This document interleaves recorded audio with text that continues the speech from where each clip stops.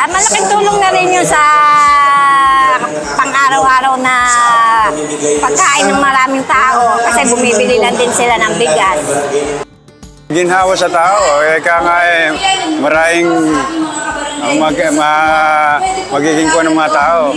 Pagkain, malaking bagay. Maraming salamat po, Gob, at nabigyan niyo po kami ng bigas.